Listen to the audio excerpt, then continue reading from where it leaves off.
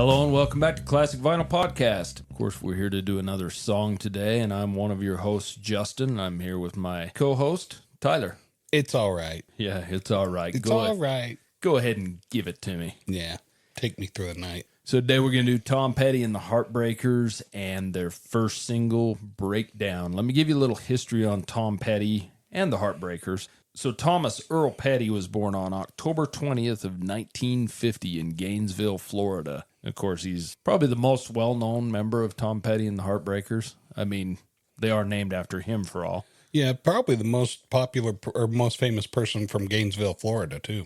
Yeah, that might be up for debate, but I agree with you. All right. So, of course, he was a member of Tom Petty and the Heartbreakers, Mudcrutch, Traveling Wilburys. He's well known for rock, country rock, southern rock, heartland rock. Really known for his special sound, his special voice, everything, you know. It could be, and his music could be reminiscent of the Beatles, the Byrds, and a lot of that come from his 12-string Rickenbacker that he played too. I mean, he was also a very active lobbyist for musicians and their artistic control and freedom as well. He was fighting those studios quite a bit. So, and like I said, with the guitars, he's well known for his Rickenbacker guitars, but he also played Strats and Telecasters quite frequently. So as far as his albums, he's released 13 studio albums with the Heartbreakers. All 13 of those were in the top 100, 12 in the top 25, 7 in the top 10. You've got Damn the Torpedoes and Mojo both hit number 2, and Hypnotic Eye hit number 1. 3 solo albums from Tom Petty. Full Moon Fever hit number 3. Wildflowers, which is one of my favorite Tom Petty albums. It's kind of where I got into him in the mid-90s. It hit number 5. Highway Companion hit number 4. He's released 14 live and compilation albums. He's released 71 singles overall. 26 of those singles were in the top 100,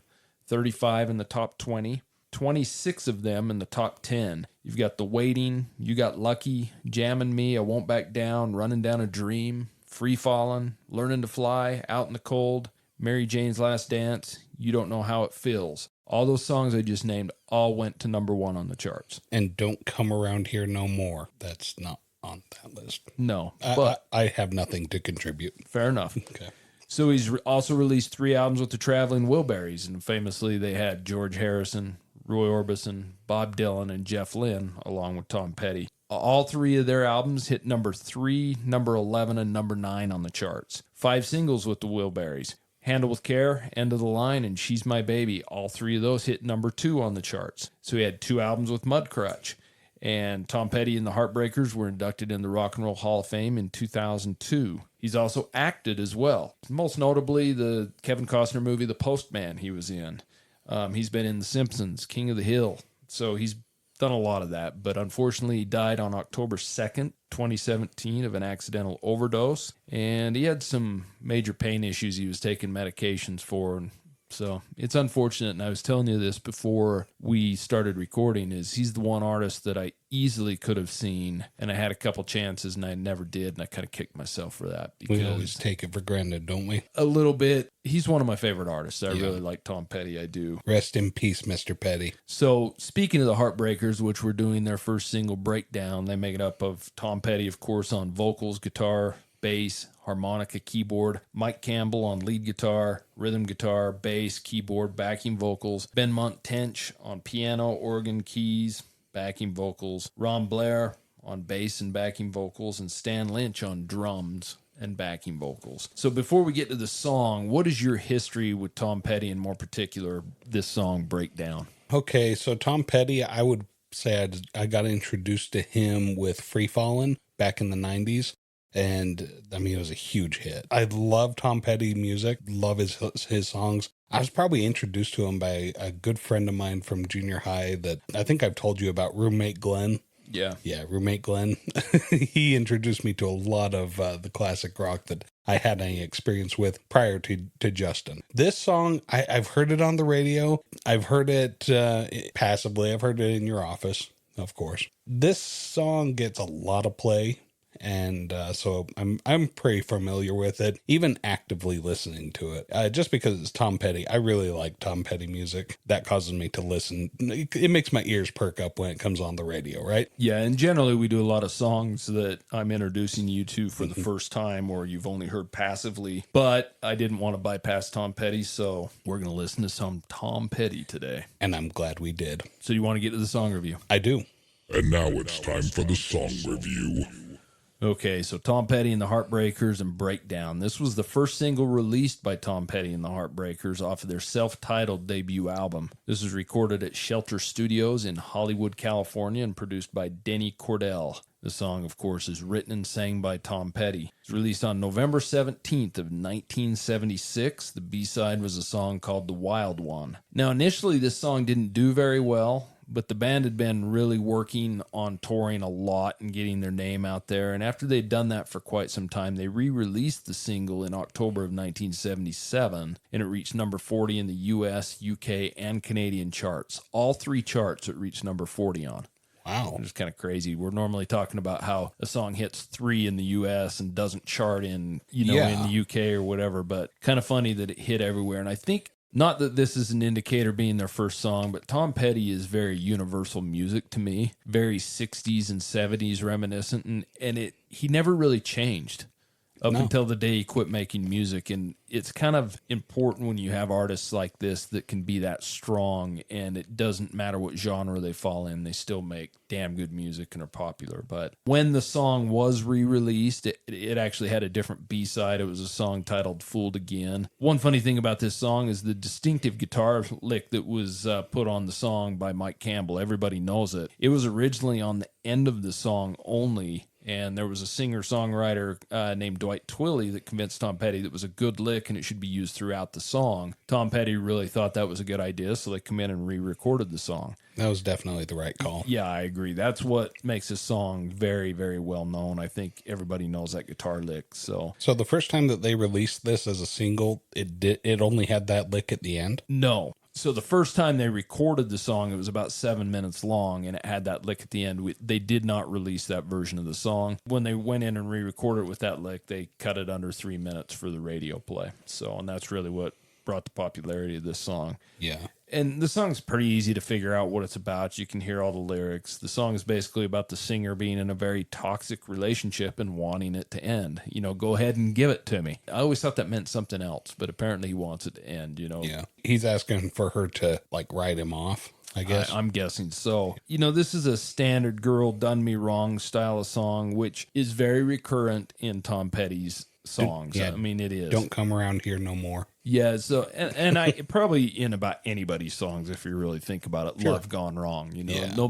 You don't hear a lot of songs about, hey, everything's perfect and flowers and daisy bells or whatever the hell they're called. But after listening to Tom Petty Breakdown with the point of listening to it to review, what are your thoughts on this song? Had a really good time listening to it. I like the opening, just soft, smooth drum and guitar open. It's got really mellow, smooth sound to it.